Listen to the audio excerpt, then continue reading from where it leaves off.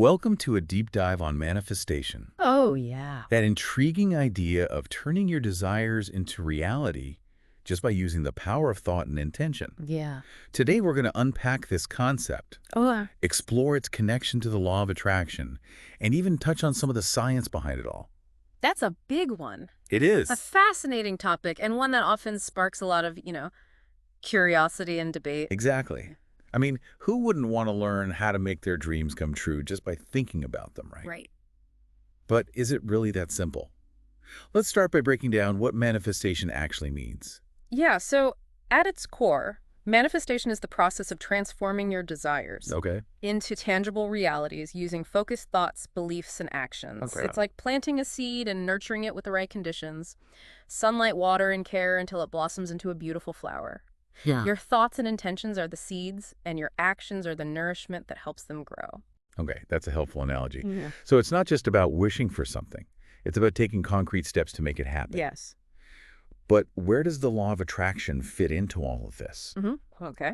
I've heard a lot about it, but I'm still not entirely clear on how it works. Yeah, so the law of attraction is a key principle Okay. behind manifestation. It suggests that, attracts, Okay. meaning positive thoughts attract positive outcomes, while negative thoughts can lead to negative experiences. So if I'm constantly thinking about success, I'm more likely to attract opportunities that will lead to success. That's the idea. And on the flip side, if you're constantly dwelling on fears and doubts, you might inadvertently create obstacles in your path.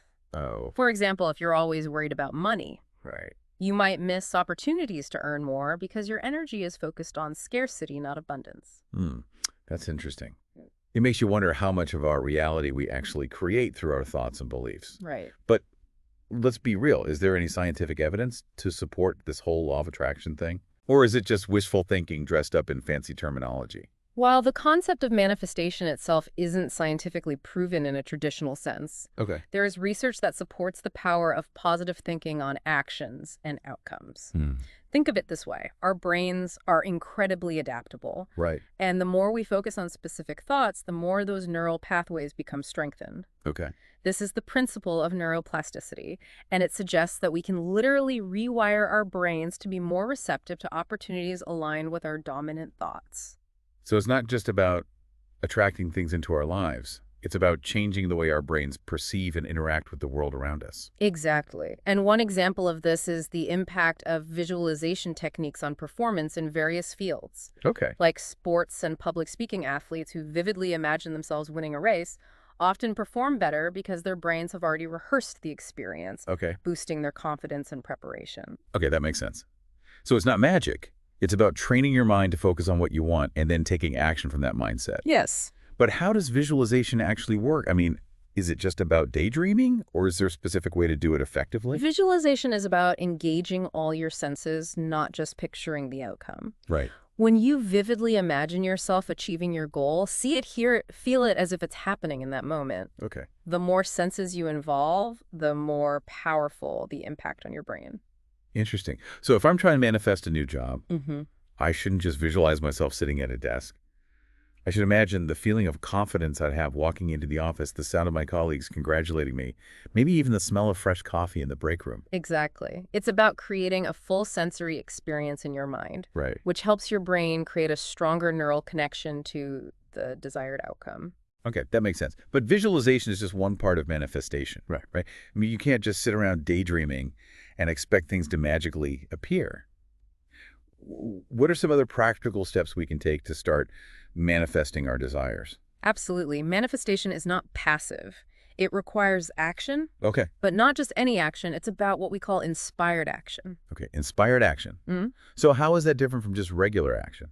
It's about feeling a pull towards opportunities that resonate with your goals, Okay. rather than forcing things to happen. Hmm. It's about being in the flow and trusting that the right actions will unfold at the right time. So it's about being open to possibilities and following those intuitive nudges that guide us towards our goal. Exactly. It's about trusting the process and aligning our actions with our intentions.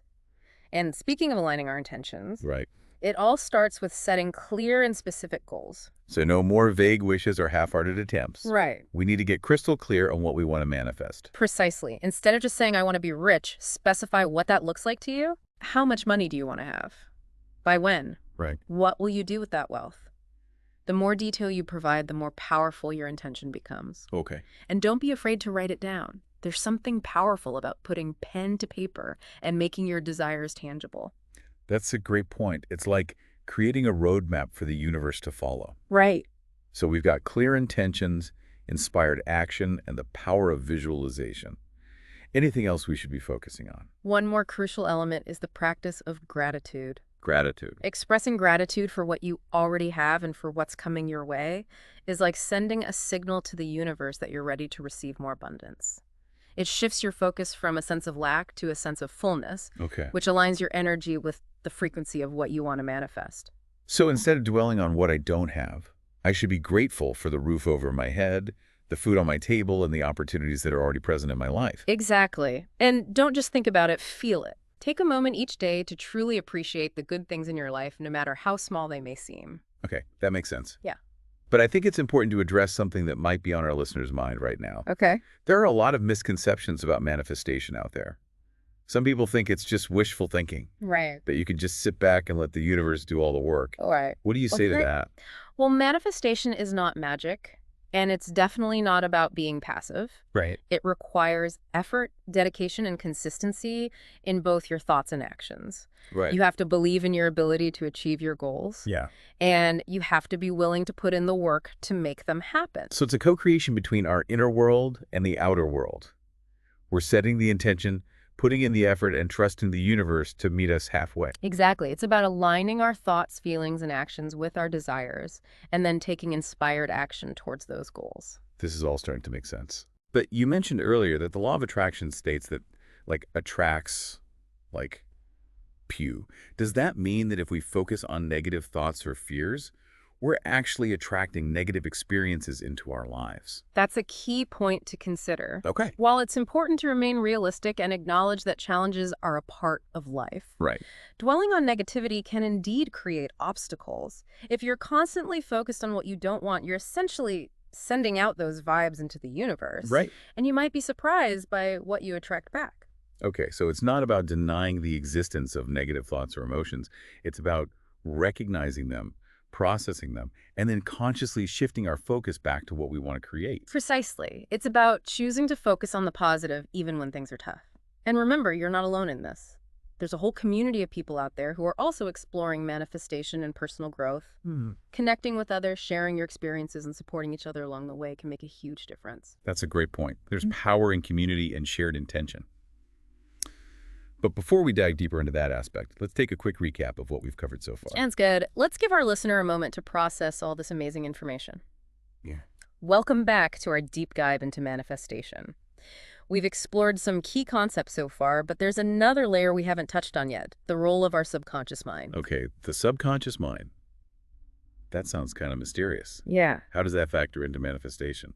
Think of your subconscious as the control center behind the scenes, constantly influencing your thoughts, feelings, and behaviors without you even realizing it. Okay. It's like the operating system of your mind running in the background and shaping your perceptions of the world. So it's like the autopilot of our minds. But instead of flying a plane, it's shaping our reality. That's a great way to put it. Yeah. And here's the thing about the subconscious. It's incredibly powerful, but it's also very receptive to suggestion.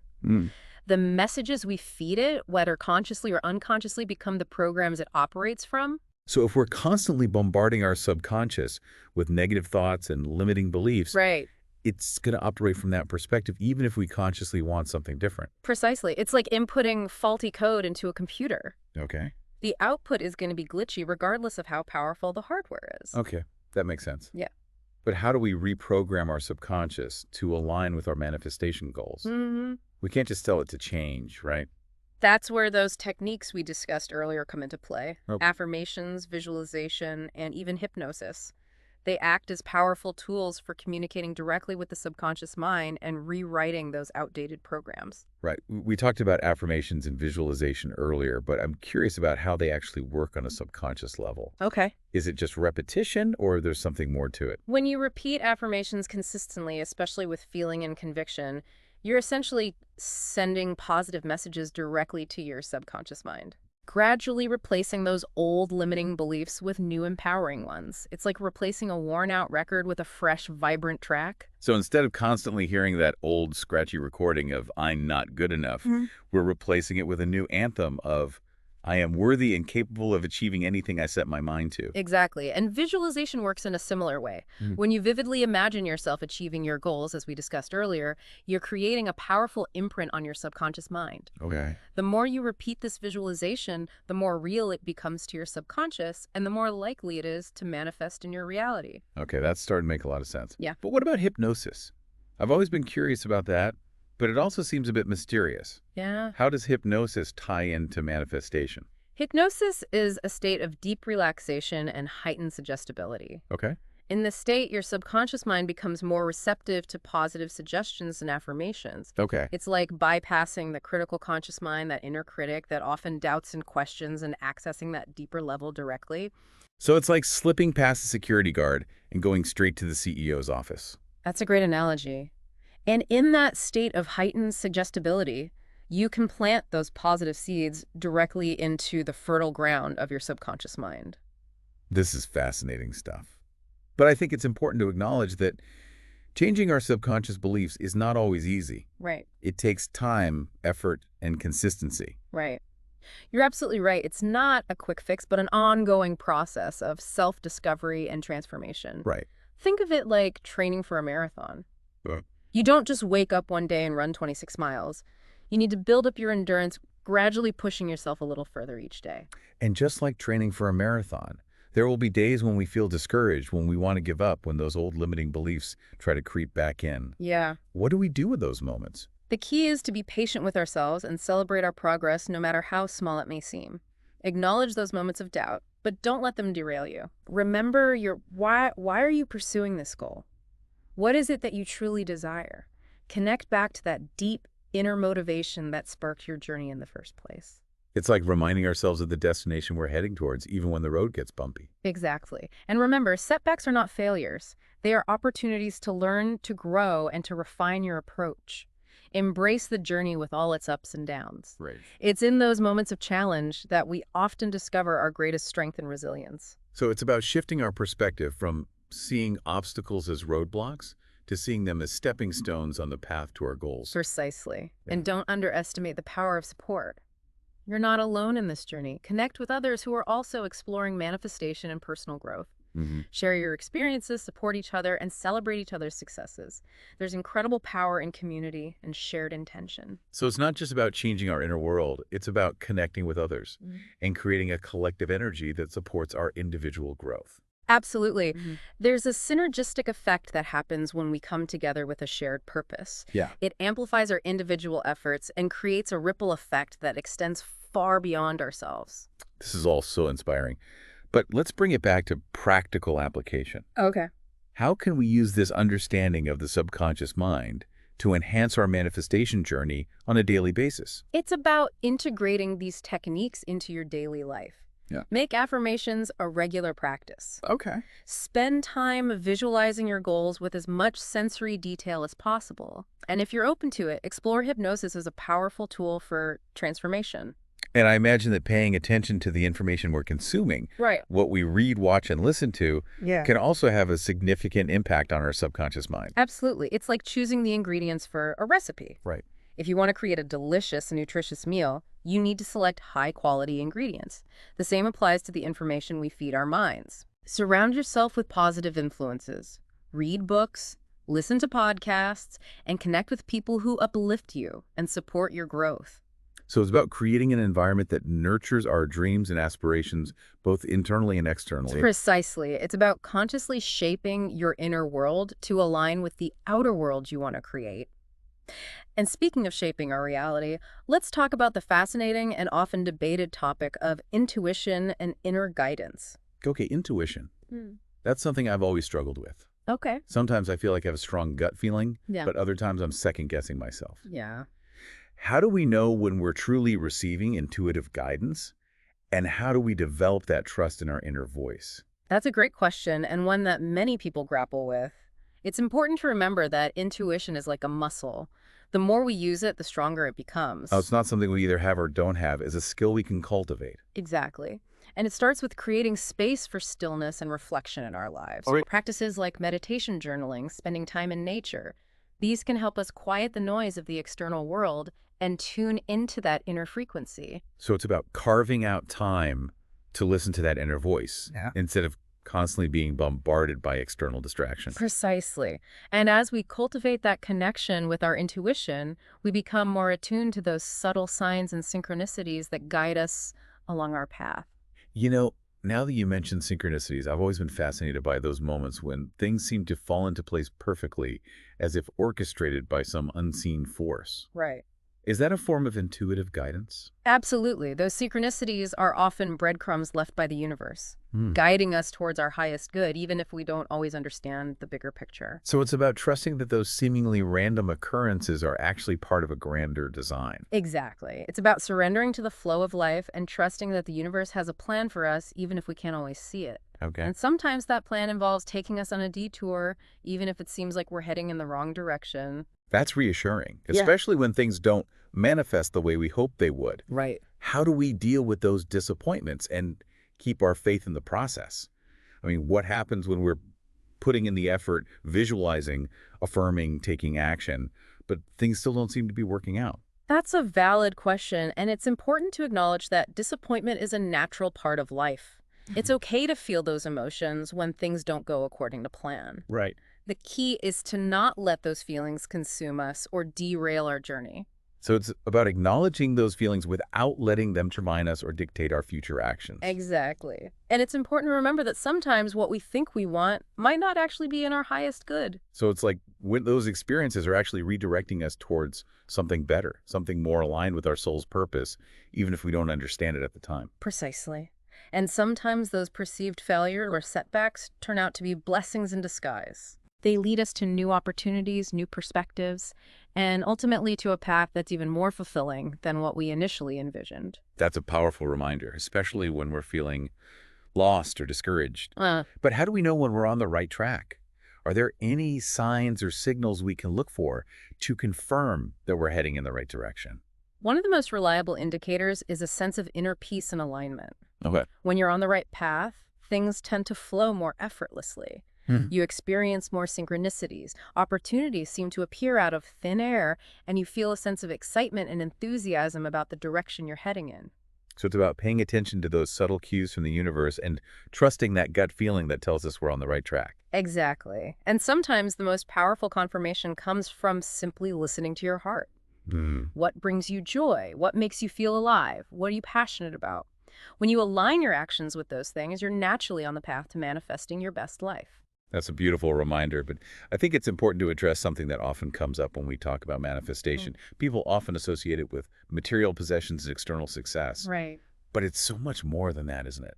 You're absolutely right. Manifestation is about creating a life that's aligned with our values, our passions, and our soul's purpose. It's about manifesting inner peace, joy, love, and fulfillment. So it's not just about the stuff we acquire, it's about the qualities we embody and the impact we have on the world around us. Precisely. It's about becoming the best version of ourselves and using our unique gifts and talents to make a positive difference in the world. But how do we shift our focus from manifesting things to manifesting experiences and qualities? It's easier to visualize a new car than it is to visualize inner peace. Right? That's true, but it's all about intention and the energy we're putting out into the universe. It starts with clarifying our values and identifying what truly matters to us. So instead of focusing on, I want a bigger house, we might ask ourselves, what kind of home environment would bring me the most joy and peace? Exactly. And then it's about aligning our actions with those values. If we value connection and community, we might choose to spend more time with loved ones, volunteer our time, or engage in activities that foster a sense of belonging. So it's about shifting our focus from what I want to get to who I want to become, and then taking actions that are congruent with that vision. Precisely. It's about embodying those qualities we want to see more of in the world.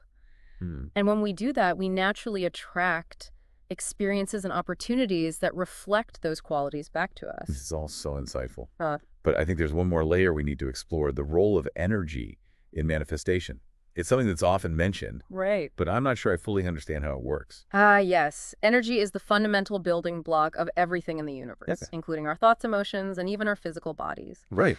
And the law of attraction operates on the principle that, attracts like, and that applies to energy as well. So if we're vibrating at a high frequency, feeling joyful, grateful, and optimistic, we're more likely to attract positive experiences into our lives. Precisely.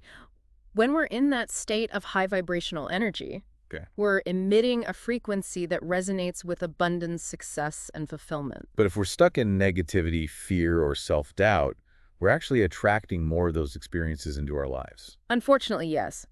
Low vibrational energy tends to attract more of the same. Oh. It's like tuning into a radio station that's playing all your least favorite songs. Right. You're going to feel drained and depleted. Okay, that makes sense. But how do we raise our vibration and align with the energy of our desires? Is it just about thinking positive thoughts, or is there more to it? It's a combination of mindset and action.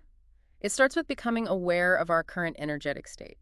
Okay. Are we feeling drained and depleted, or are we energized and inspired? Once we're aware of our energy, we can start making choices that support a higher vibration. So if I'm feeling stressed and overwhelmed, I might choose to take a break, go for a walk in nature, listen to some uplifting music, or connect with a friend who always lifts my spirits. Exactly. Those are all great ways to raise your energetic frequency. Okay. And there are also specific practices like meditation and yoga that can help us cultivate a sense of inner peace and stillness, which naturally raises our vibration. So it's about being mindful of our energy and making choices that support our overall well-being. Precisely. And it's not just about what we do, it's also about what we consume. Okay. The food we eat, the information we take, and the people we surround ourselves with, all of these things can either raise or lower our vibration. This is all starting to click into place. But I think it's important to remember that energy is not static. Yeah. It's constantly flowing and changing. Yes. So even if we're feeling high vibe one moment, we might dip into a lower vibration the next. How do we navigate those fluctuations and maintain a consistent flow of positive energy? That's a great point. It's about becoming aware of those fluctuations and developing practices that help us return to a state of balance and alignment. Right. And sometimes we encounter energy blocks or limiting beliefs that can hinder our manifestation process. So what do we do when we hit those energy blocks? How do we clear them and get our energy flowing freely again? There are many effective techniques for clearing energy blocks. Energy healing modalities like Reiki, acupuncture, and EFT can be very helpful. And I imagine that practices like journaling, breath work, and even just spending time in nature can also be beneficial. Absolutely. The key is to find what resonates with you and incorporate those practices into your routine. So it's about taking a holistic approach to energy management. It's about being mindful of our thoughts, feelings, and actions and making choices that support our overall well-being. Precisely. It's about cultivating a healthy and vibrant energy field that allows us to manifest our dreams with ease and grace. Well, I don't know about you, but I'm feeling energized and inspired after this conversation. Me too. We've covered so much ground in this deep dive into manifestation, from the power of intention to the role of energy and the importance of aligning our subconscious beliefs with our desires. And there's still so much more to explore. But before we wrap up this part of our conversation, I want to leave you with a question to ponder. All right, hit us with that thought-provoking question. What if manifestation is not just about creating the life we want, but about becoming the person we're meant to be? What if those desires we're seeking are actually signposts pointing us towards our true potential? That's a deep one. I think we'll need some time to unpack that. Luckily, we've got one more part to this deep dive. Indeed. Join us next time as we continue our exploration of manifestation and delve into even more fascinating aspects of this transformative journey. Welcome back to the deep dive. Yeah. We've been exploring the world of manifestation, from the power of intention to the role of energy, and even how our subconscious mind plays a part. It's been quite a journey. And I'm excited to delve into this final layer we touched on last time, the idea that manifestation is not just about getting what we want, but about becoming who we're meant to be. That's right. Last time you left us with that intriguing thought. What if the things we're trying to manifest are actually guiding us towards our true potential? Exactly. It's a fascinating concept. Think of it this way. What if the process of manifesting our desires is actually a catalyst for personal growth and self-discovery? So it's like those desires are actually signposts pointing us towards a deeper understanding of ourselves. Yeah. Almost like the universe is nudging us to evolve and expand. Precisely. It's like the universe is saying, hey, you want this. That's great. But to achieve it, you might have to level up, expand your awareness, and step into the best version of yourself. That's a pretty amazing way to look at it. Mm-hmm. But I have to admit, it's a bit of a mind bender. How does manifesting something like, say, a new car lead to personal growth? It's not like a car is going to magically make me a better person, right? Well, not directly, no. Right. But let's say your dream car represents freedom and independence. To manifest that car, you might need to develop a stronger sense of self-reliance. Maybe you need to improve your financial literacy to afford it. Right. Or perhaps you have to overcome a fear of taking risks to go after that promotion that would help you buy it. Ah, I see. So it's not the car itself, but the journey of getting there that pushes us to grow. Those desires become challenges disguised as blessings. Exactly. They nudge us outside of our comfort zones, force us to confront those limiting beliefs we talked about earlier, and ultimately they help us evolve into the people we have the potential to be. That makes so much sense. But it also suggests that sometimes the things we think we want might not actually be aligned with our true selves. What happens then? That's a great point. It's very possible to chase after desires that are based on external validation or societal expectations rather than what truly resonates with our hearts. So we might end up manifesting something that doesn't really fulfill us in the long run. Almost like taking a detour that leads us further away from our true path. Exactly. That's why cultivating a strong connection with our intuition and inner guidance is so crucial. Right. It's about learning to discern between the desires that are aligned with our authentic selves and those that might just be distractions. So how do we do that? How do we learn to trust that inner voice and make sure we're manifesting things that are truly in our best interest? It starts with asking ourselves some honest questions. Does this desire genuinely resonate with my soul, or am I just chasing after something I think will make me happy or impress others? What would manifesting this teach me about myself? So it's about approaching our desires with a sense of curiosity and self-reflection, almost like turning those desires into opportunities for personal growth and deeper self-awareness. Exactly. It's not just about the end goal, but about the journey itself. And remember, pay attention to any resistance or challenges that pop up during the manifestation process. You mean like when things get tough or don't go according to plan? Yes. Those challenges are often clues that there might be something deeper to address. Maybe there's a limiting belief holding you back, or perhaps you need to adjust your approach. Those obstacles can actually become signposts pointing you towards areas where you need to grow or heal. So it's not about giving up when things get difficult, Yeah. but about seeing those challenges as opportunities to learn and evolve. It's like that saying, the obstacle is the path. Precisely. And as you address those underlying issues, you often find that the path to your desires becomes clearer and smoother. You're essentially clearing the energetic blocks that were preventing you from manifesting with greater ease and alignment. It's starting to feel less like a self-help technique and more like a spiritual journey, disguised as a way to achieve our goals. And that's the beauty of it. Manifestation isn't just about acquiring things, it's about becoming the most authentic, empowered version of ourselves. It's about creating a life that is truly fulfilling on every level. Well, I have to say, this deep dive has been incredibly eye-opening. I'm feeling inspired to take my manifestation practice to a whole new level, focusing not just on what I want to attract, but on who I want to become in the process. That's fantastic. And remember, you're not alone on this journey. Connect with like-minded individuals, share your experiences, and support each other along the way. There's a whole community of people out there who are also exploring the power of manifestation and personal growth. That's a great reminder. We can amplify our intentions and learn from each other's experiences. Absolutely. And most importantly, never stop believing in the power of your own potential. You are capable of creating a life that is beyond your wildest dreams. Thank you so much for guiding me through this deep dive. It's been truly transformative. It's been my pleasure. Remember, the world is your canvas, and you are the artist. Go out there and create a masterpiece. That's a beautiful way to put it. To our listener, thanks for joining us on this deep dive into manifestation. We hope you've gained valuable insights and inspiration to take your journey to the next level. And as always, keep exploring, keep growing, and keep manifesting the life of your dreams.